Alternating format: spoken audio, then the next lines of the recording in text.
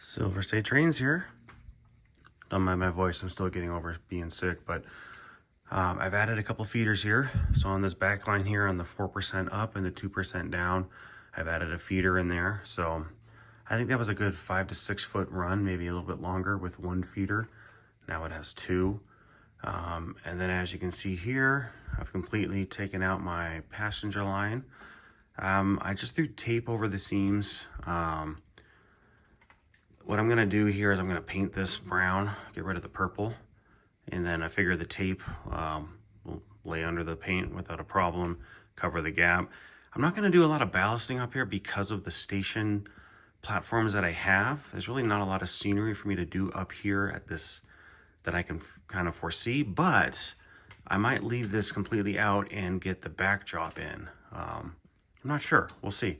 I do need to get a little bit of a primer just to kind of cover up that brown overlay, but yeah, so I got this taped track out and I'm gonna get the painting. So that's what I'm doing on Father's Day today. Hope you all are having a good day as well, for those of you that are fathers. But anyhow, I'm gonna get back to work.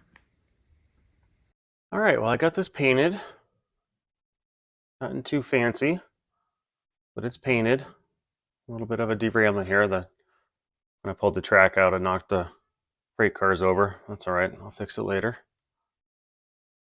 But yeah, so that's looking better. I'll get this track back up. But before I do that, I'm running to Home Depot real fast. So I'm gonna grab some primer, and then I'm gonna grab some paint so I can do my own hand painted backdrop.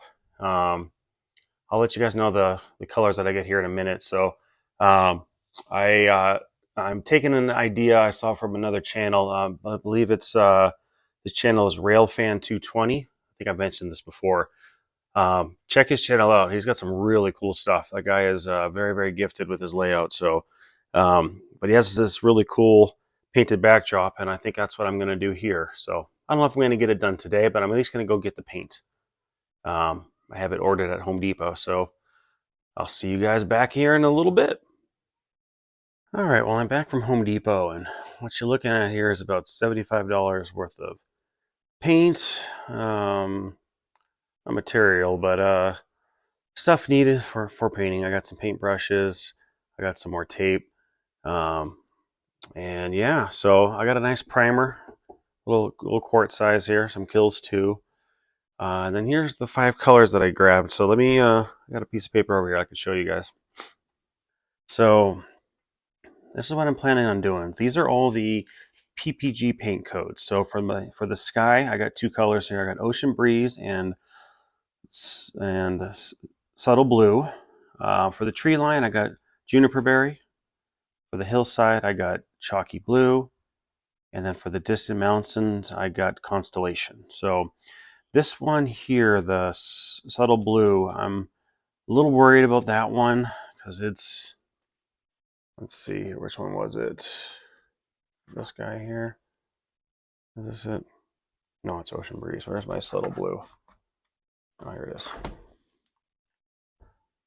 My Subtle Blue is very, very, very white. So we'll see. I think the paint paint machine just sneezed some color in there. So I don't know. But I think, so I wanted to get gloss, I wanted to get flat for everything, but I think this is satin. No, actually this is matte. Satin blocking paint. But anyway, excuse me. I think these are anywhere from $5.95 for 8 ounces or to $6.95. So this one here was a little bit more expensive paint as opposed to this one here. So, and I had a lot more of this base, if you will, but they kept screwing up this color here that they ran out. So that's what I got. But I wanted to put a little tape down, and I wanted to get rid of all that brown there for the base, just to give it a little bit of a better prep. I have some holes to fill or whatnot. So, oh, also, I got this over here. So I started building this industrial piece here, And then I went on to Horizon Hobby and I got some, what color is this here? I got bare metal silver. I got a primer. I got XF16, which is, oops, sorry, engine there, which is flat aluminum. And I also got XF19, which is sky gray. And I got some blues as well. So this way I can do a little painting on this guy here. I was watching, what's the channel? N-Scale 454, another awesome channel. He has this exact kit right here. And I was kind of watching what kind of color scheme he did. So I bought most of the colors that he mentioned in that video, but there was some that he didn't mention or I didn't catch before I ordered. So there was a really cool yellow that he got for the handrail or whatnot. But, you know, I'll do that on another order here. I've already spent my limit for the month. So yeah, this is where I'm at. So let me do a little bit of taping here and see if I can get some primer down so I can get this ready for paint. And then my next video, I'll show you guys how I'm going to do the backdrop. Hopefully it'll look good, or at least I'll show you all how not to do a backdrop. So, you know, either way, it'll be hopefully entertaining. So, but let me go ahead and move on to my next step. I had to redo this video because for whatever reason my mic didn't want to work. So I didn't think you guys wanted to stare at a panning wall there with no sound. So here we go. I got the primer down. As you can see here, I was kind of ambitious. I figured I would paint the whole wall. That way it was nice and uniform, but my paintbrush sucks. So I lost interest in that real quick. I'm not too worried about it because, you know, I already have white paint here. So I think it'll be just fine. I mainly wanted to cover up that brown overlay or over spray, not over paint, whatever the hell you want to call it. From my previous layout where I had it up against the wall there and got all the brown paint on there. So I've painted all of that. Still wet, obviously. So just to kind of blend it in a little bit, or at least I'm hoping to. So I think I'm going to call it a day for now.